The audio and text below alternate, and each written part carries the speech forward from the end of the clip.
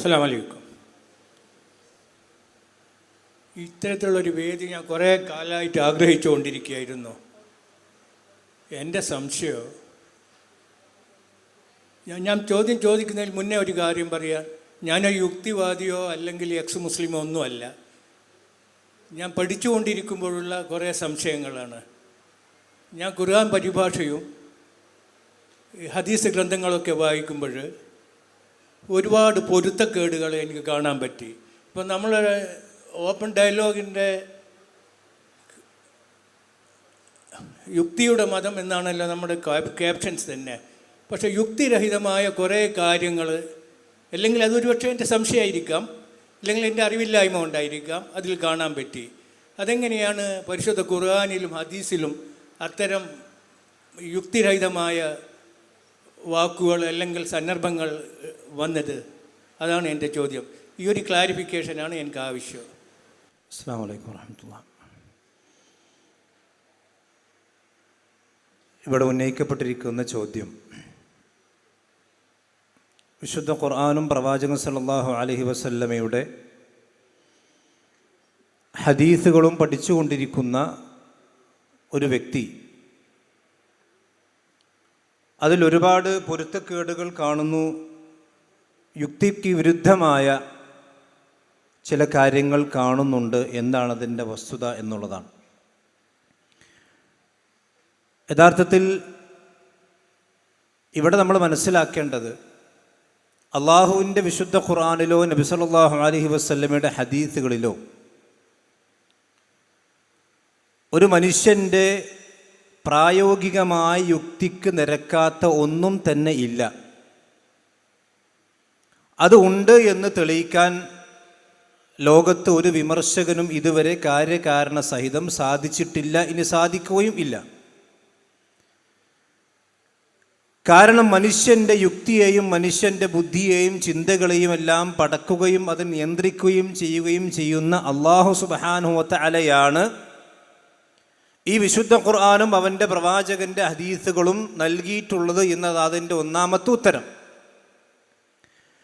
ഇനി ഒരു പക്ഷേ ഒരു മനുഷ്യനെ സംബന്ധിച്ചിടത്തോളം വിശുദ്ധ ഖുർആനിലോ അല്ലെങ്കിൽ ഹദീസുകളിലൊക്കെ അല്ലെങ്കിൽ പ്രവാചകൻ സല്ലല്ലാഹു അലൈഹി വസല്ലമയുടെ ചരിത്രത്തിലോ ഒക്കെ യുക്തിപരമായ ചില കാര്യങ്ങൾ കാണുന്നില്ലേ എന്ന സംശയം ഉണ്ടായേക്കാം.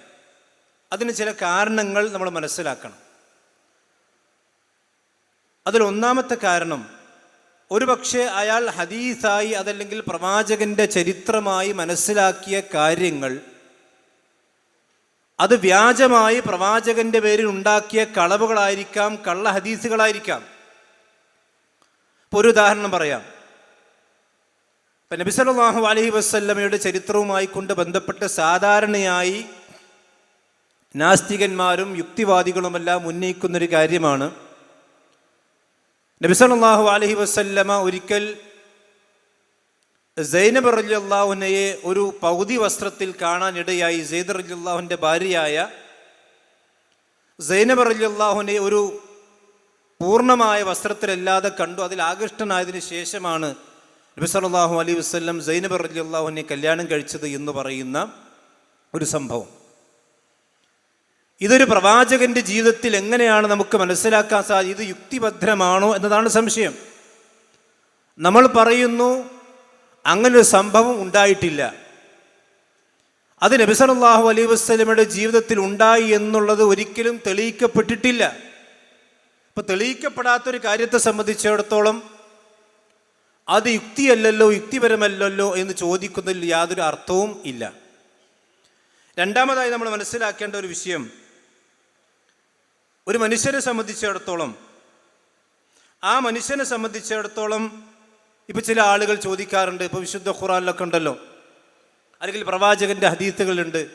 ഇപ്പോൾ പരലോകത്തെ സംബന്ധിച്ച് നമ്മൾ നോക്കുകയാണെങ്കിൽ അവിടെ നമ്മൾ നമസ്കാരം തൂക്കി കണക്കാക്കും. അതുപോലെ തന്നെ നമ്മുടെ നോമ്പ് അവിടെ തുലാസിലിട്ട് തൂക്കും. അപ്പോൾ നമസ്കാരം എങ്ങനെ തൂക്കുക?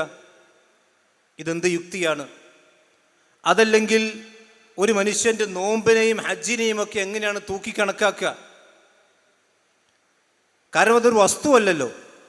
ഒരു വസ്തുവല്ലാത്തൊരു വിഷയത്തെ എങ്ങനെയാണ് തൂക്കിക്കണക്കാക്കുന്നത്? അതുകൊണ്ട് വിശുദ്ധ ഖുർആനിലെ ആ പ്രയോഗങ്ങളും ഹദീസിലെ ആ പ്രയോഗങ്ങളുമെല്ലാം യുക്തിപരമാണോ എന്നതാണ് സംശയമുണ്ടാകാറ്. യഥാർത്ഥത്തിൽ നമ്മൾ ഈ ആധുനിക ശാസ്ത്രം പഠിക്കുന്ന ആളുകൾക്കറിയാം. ഇപ്പം നമ്മുടെ ഈ റൂമിൻ്റെ ടെമ്പറേച്ചർ നമുക്ക് കണക്കാക്കാൻ കഴിയും. ഈ റൂമിൻ്റെ തണുപ്പിന് നമുക്ക് കണക്കാക്കാൻ കഴിയും. അതുപോലും കണ്ടെത്തിയ മനുഷ്യന്മാരെ സംബന്ധിച്ചിടത്തോളം അള്ളാഹു സുബ്ഹാനഹു വ തആലയും അവൻ്റെ പ്രവാചകനും അവൻ്റെ അമലുകൾ മനുഷ്യൻ്റെ അമലുകൾ തൂക്കുമെന്ന് പറയുമ്പോൾ അതിൽ യുക്തിരാഹിത്യം കാണേണ്ടതില്ല. ഇനി മൂന്നാമതൊരു കാരണം, ഒരു മനുഷ്യനെ സംബന്ധിച്ചിടത്തോളം ബുദ്ധിയെ അത്ഭുതപ്പെടുത്തുന്ന കാര്യങ്ങൾ വിശുദ്ധ ഖുർആനിലുണ്ടായേക്കാം. ഇപ്പോൾ സൂറത്തു മുഹമ്മദിൽ കാണാം, സ്വർഗത്തിൽ കള്ളിൻ്റെ പുഴകളുണ്ട്, തേനിൻ്റെ പുഴകളുണ്ട്, പാലിൻ്റെ പുഴകളുണ്ട്. അപ്പം ഇതൊക്കെ എന്താണ്? ഒരു പാലിന് പുഴയുണ്ടാകാൻ പറ്റുമോ, അല്ലെങ്കിൽ തേനിൻ്റെ പുഴയുണ്ടാകുമെന്ന് ചോദിച്ചാൽ, ഉപ്പുരസമുള്ള വെള്ളം കൊണ്ട് സമുദ്രം പടച്ചറപ്പിന് അത് നിസ്സാരമാണ് എന്നാണ് നമ്മൾ മനസ്സിലാക്കേണ്ടത്.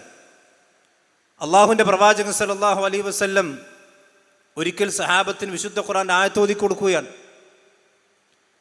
സത്യനിഷേധികളായ ആളുകൾ പരലോകത്ത് വരുമ്പോൾ അവർ മുഖം കുത്തിയാണ് നടക്കുക. സാധാരണയായി മനുഷ്യന്മാർ 2 കാലുകളിലാണ് നടക്കാറുള്ളത്. അപ്പോൾ ആ പരലോകത്ത് വരുമ്പോൾ സത്യനിഷേധികളായ ആളുകളുടെ മുഖം കുത്തി നടക്കുമെന്നത് ഒരു സഹാബി ചോദിച്ചു, നബി അതെങ്ങനെയാണ് സംഭവിക്കുക? കാരണം സാധാരണയായിക്കൊണ്ട് മനുഷ്യന്മാർ കാലുകുത്തിയാണല്ലോ, കാലുകളിലാണ് നടക്കാറുള്ളത്. നബി സല്ലല്ലാഹു അലൈഹി വസല്ലം തിരിച്ചൊരു ചോദ്യം ചോദിച്ചു. ഒരു മനുഷ്യന് സൃഷ്ടിച്ച് അവൻ്റെ 2 കാലിൽ നടത്തിയ ആ പടച്ചറപ്പിന് അവൻ്റെ ശരീരത്തിൽ ഒരു അവയവമായ മുഖത്തിൽ നടത്താൻ കഴിവുള്ളവനല്ലയോ? ഇതായിരുന്നു ചോദ്യം. ഈ രൂപത്തിലായിരിക്കും പലപ്പോഴും മനുഷ്യൻ്റെ ഈ പ്രമാണങ്ങൾ പഠിക്കുമ്പോൾ അത് യുക്തിക്കെതിരല്ലേ, അല്ലെങ്കിൽ ഇത് യുക്തിയാണോ എന്നൊക്കെ ചോദിക്കുന്ന ചോദ്യങ്ങൾ. ഇവിടെ നമ്മൾ മനസ്സിലാക്കേണ്ടത്, ഒരു മനുഷ്യനെ സംബന്ധിച്ചിടത്തോളം വിശുദ്ധ ഖുർആനും ഹദീസും പഠിക്കുമ്പോൾ ഒരിക്കലും ഒരു മനുഷ്യന് അസംഭവ്യമായ ഒരു കാര്യം ഖുർആനിലോ സുന്നത്തിലോ കാണാൻ സാധ്യമല്ല. അതാണ് യുക്തിക്കെതിരെന്ന് പറഞ്ഞത്. ഇപ്പം ഏതുപോലെ ഒരു ചതുരത്തിലുള്ള വട്ടം എന്നത് അസംഭവ്യമാണ്, മുഹാലാണ്. അത് യുക്തിഭദ്രമല്ല. കാരണം ചതുരം എന്നത് വേറെയാണ്, വട്ടം എന്നുള്ളത് വേറെയാണ്. അപ്പം ചതുരത്തിലുള്ള വട്ടം എന്നത് ഒരിക്കലും സംഭവിക്കാത്ത കാര്യമാണ്. അങ്ങനെ സംഭവിക്കാത്ത ഒരു കാര്യം, അഥവാ മുഹാലായ അസംഭവ്യമായ ഒരു കാര്യം അള്ളാഹുവിൻ്റെ ഖുർആനിലോ പ്രവാചകൻ്റെ ഹദീസുകളോ ഉണ്ടെന്ന് തെളിയിക്കാൻ ലോകത്താർക്കും സാധിച്ചിട്ടില്ല, ഇനി അത് സാധിക്കില്ല. അതുകൊണ്ട് തന്നെ അത്തരത്തിലുള്ള വിമർശനങ്ങളൊന്നും, അപ്പോൾ ഇത്തരം പഠനങ്ങൾ നടത്തുന്ന ആളുകൾ ഇങ്ങനെയുള്ള കാര്യങ്ങളാണ് കാണുന്നതെങ്കിൽ അവിടെ നമ്മൾ മനസ്സിലാക്കണം, അള്ളാഹു സുബ്ഹാനഹു വ തആല അവൻ്റെ വിശുദ്ധ ഖുർആൻ പറഞ്ഞൊരായത്തിന് സനുരിഹിം ആയാതിന ഫിൽ ആഫാഖി ഹത്താ യതബയ്യന ലഹും അന്നഹുൽ ഹഖ്. നമ്മൾ തിരക്ക് കൂട്ടാൻ പാടില്ല.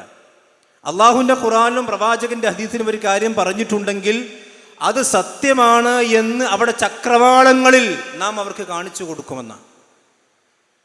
നമ്മൾ സൂര്യനെ കാണാൻ ഒരു ബൈനോക്കുലർ എടുക്കാറില്ലല്ലോ, ഒരു ചന്ദ്രനെ കാണാൻ വലിയ ബൈനോക്കുലർ നമ്മൾ എടുക്കാറില്ല, നമുക്ക് നേരെ കണ്ണുകൊണ്ട് കാണാൻ കഴിയും.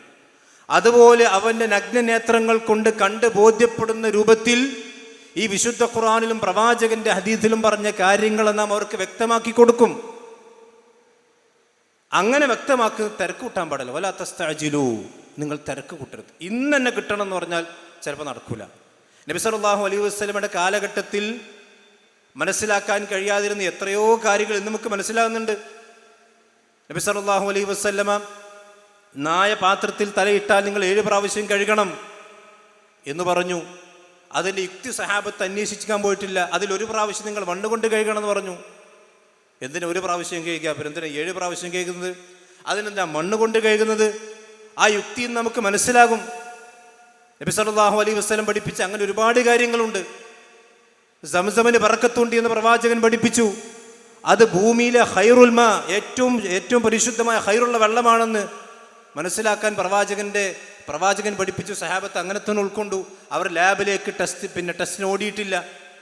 പക്ഷെ ഇന്ന് ലാബിൽ ടച്ച് ചെയ്താൽ നമുക്കതിൻ്റെ മഹത്വം മനസ്സിലാകുന്നുണ്ട്.